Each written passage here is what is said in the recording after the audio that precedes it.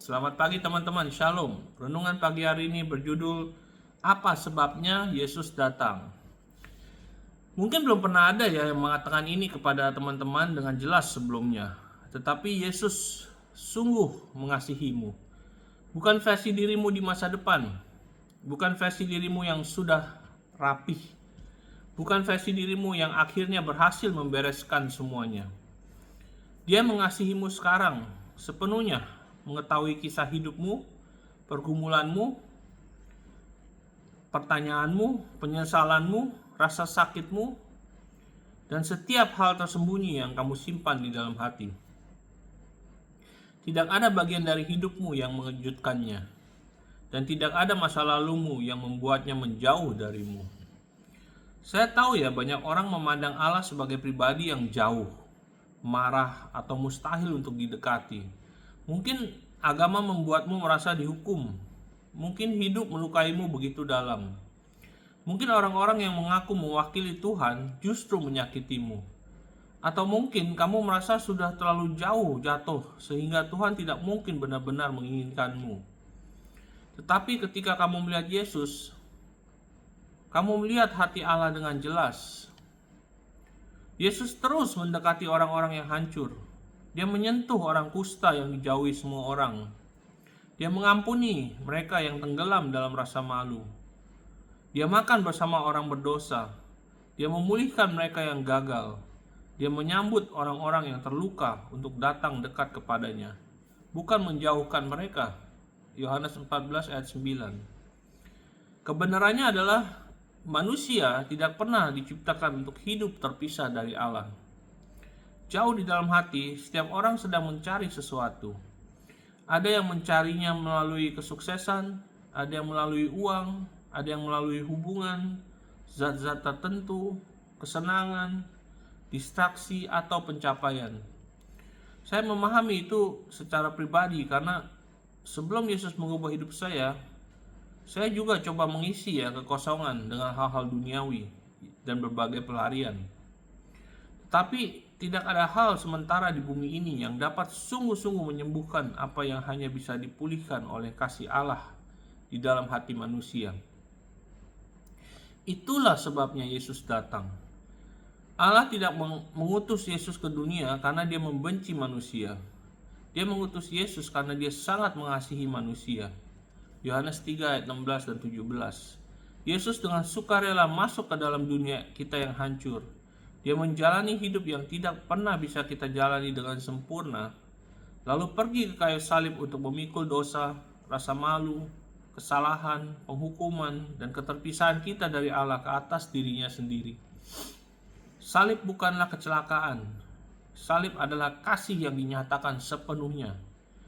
Ketika Yesus merentangkan tangannya di kayu salib, dia memikirkan manusia sepenuhnya.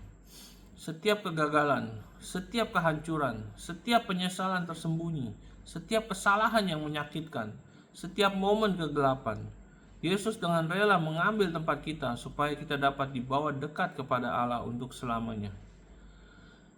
Kita berkata, akan tetapi Allah menunjukkan kasih-Nya kepada kita oleh karena Kristus telah mati untuk kita ketika kita masih berdosa. Roma 5 ayat 8. Perhatikan ayat itu baik-baik. Yesus tidak menunggu manusia menjadi sempurna terlebih dahulu sebelum mengasihi mereka. Dia datang ketika manusia masih hancur. Artinya, kamu tidak perlu membereskan dirimu terlebih dahulu sebelum datang kepada Allah. Banyak orang berpikir mereka harus memperbaiki diri dulu supaya Yesus menerima mereka. Tetapi Injil berkata sebaliknya. Yesuslah yang memulihkan manusia dari dalam keluar.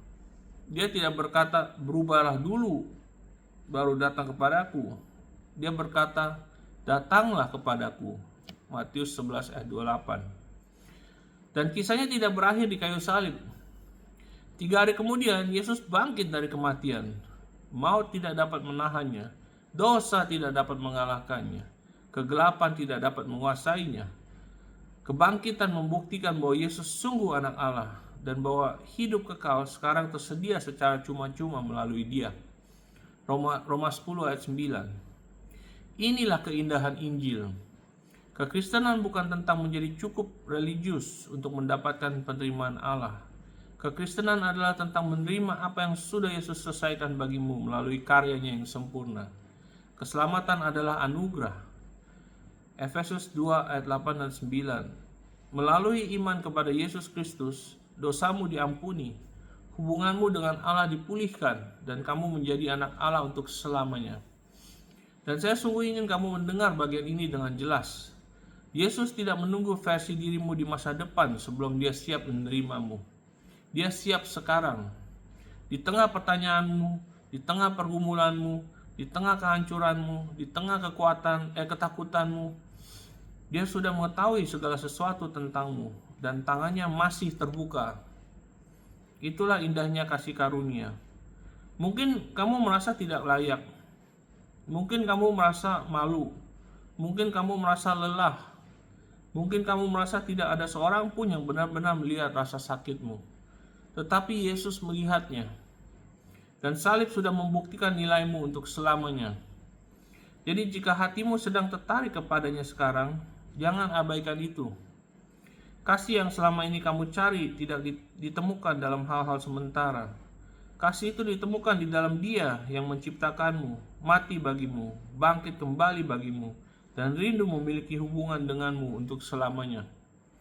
Yesus sangat mengasihimu. Dia mati sepenuhnya bagimu.